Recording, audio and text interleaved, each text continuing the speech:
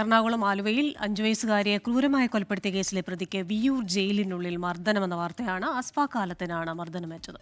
സഹതടവുകാരൻ രഘുവിനെതിരെ സംഭവത്തിൽ വിയൂർ പോലീസ് കേസെടുത്തു. സൂരജ് സജി തൃശ്ശൂരിൽ നിന്ന് വാർത്തയുടെ വിവരങ്ങൾ വെച്ചിരുന്നു. സൂരജ്,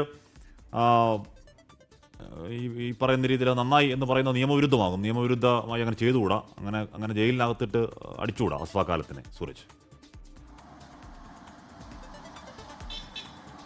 പക്ഷേ ഹാഷ്മി, കേരള മനസ്സാക്ഷിയെ ഒന്നടങ്കം ഉള്ളുലച്ച സംഭവമായിരുന്നു ഈ ആലുവയിലെ 5 വയസ്സുകാരിയുടെ മരണം എന്ന് പറയുന്നത്. ആ കുട്ടിയെ തട്ടിക്കൊണ്ടു പോകുന്നു, അതിനുശേഷം ആ കുട്ടിയെ കൊണ്ടുപോയി അതിക്രൂരമായ തന്നെ അതിക്രമത്തിന് ഇരയാക്കുന്നു. പിന്നീട് ആ കുട്ടിയെ കൊലപ്പെടുത്തി ആലുവയിലെ മാർക്കറ്റിന് പുറകിൽ മാലിന്യ കൂമ്പാരത്തിലേക്ക് വലിച്ചെറിഞ്ഞ കേസിലെ പ്രതിയാണ് ഈ അസ്ഫാക് ആലം എന്ന് പറയുന്നത്. ഇന്നലെ വൈകുന്നേരമായിരുന്നു ഈ സഹതടവുകാരൻ്റെ മർദ്ദനം ഈ പ്രതിക്ക് നേരെ ഉണ്ടാകുന്നത്.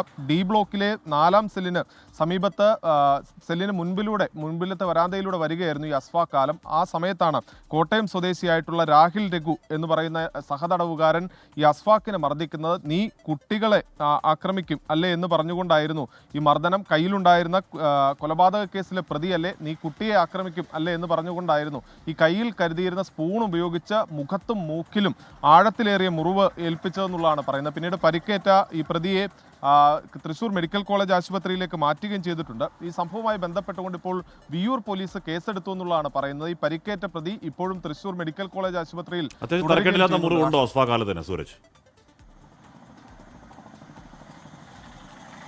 ഹാഷ്മി, തീർച്ചയായും ഈ പരിക്ക് ആഴത്തിലുള്ളതാണെന്നുള്ളതാണ് പറയുന്നത്. തലയ്ക്കും അതോടൊപ്പം തന്നെ മൂക്കിനുമാണ് ഈ മർദ്ദനമേറ്റിരിക്കുന്നത്. അതോടൊപ്പം തന്നെ ഈ ശരീരത്തിൻ്റെ വിവിധ ഭാഗങ്ങളിലും ഈ പരിക്കേറ്റിട്ടുണ്ട്. ഈ തലയുടെ മുൻഭാഗത്തായതുകൊണ്ട് തന്നെ ഈ മുറിവ് ആഴത്തിലുള്ളതാണ് എന്നുള്ളതാണ് നമുക്ക് ലഭിക്കുന്ന വിവരം. എന്തായാലും ഈ സംഭവത്തിൽ വിയൂർ പോലീസ് അന്വേഷണം ആരംഭിച്ചിട്ടുണ്ട്. ജയിലിനകത്ത് നടന്ന സംഭവമാണ്.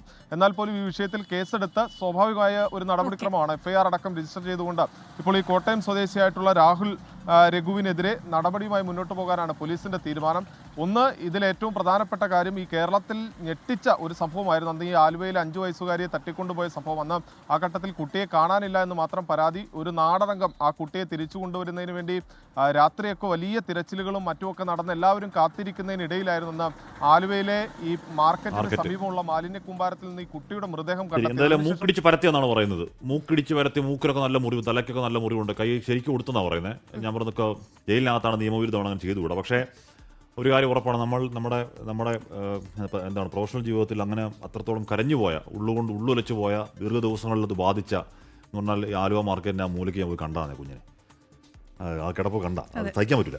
അപ്പോൾ എന്ന് പറഞ്ഞാൽ പോലും അത് ആ ഇടി അവൻ്റെ മൂക്കിടിച്ച് പരത്തി നന്നായി എന്ന് പറയാൻ നിയമവ്യവസ്ഥ നമ്മളെ അനുവദിക്കുന്നില്ല. കാര്യം ജയിലിനകത്ത് അത് നടത്തിക്കൂടാന്നുള്ളതാണ്.